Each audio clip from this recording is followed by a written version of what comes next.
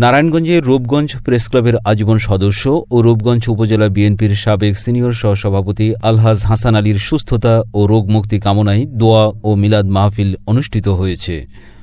রোববার দুপুরে রূপগঞ্জ উপজেলার মাঠের ঘাট এলাকায় অবস্থিত রূপগঞ্জ প্রেসক্লাব কার্যালয়ে এ দোয়া ও মিলাদ মাহফিল অনুষ্ঠিত হয়। আলহাজ হাসান আলী গুরুতর অসুস্থ হয়ে রাজধানীর এভারকেয়ার হসপিটালে আইসিইউতে ভর্তি রয়েছেন। দোয়া ও মিলাদ মাহফিলে অংশগ্রহণ করেন মাইটিভি ও জায়জায়দিন পত্রিকার মকবুল হোসেন, বাংলাভিশন ও ইনকিলাবের হাজী খলিল শিকদার, জিটিভির আশিকুর রহমান হান্নান, বিটিভির এস এম শাহাদাত, প্রতিদিনের বাংলাদেশের সাইফুল ইসলাম, নিউজ 24 টেলিভিশনের আলম হোসেন, সকালের সময়ের আনিসুর রহমান, এটিএন নিউজের পারভেজ আহমেদ, করতোয়ার জিন্নাত হোসেন জনি, এসএ টিভির এনামুল হক, গোলাম মুস্তফা সাগর সহ আরও অনেকে। মোহাম্মদ রাকিবউদ্দিন ফয়সাল, রূপগঞ্জ, নারায়ণগঞ্জ।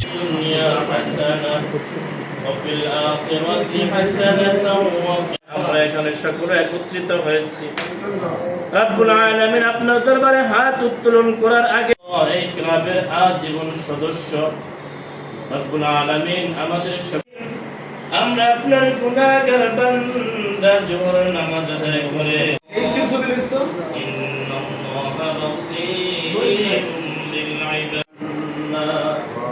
اللهم إنا نسألك الهدى اللهم إنك عفو كريم صغير اللهم إنك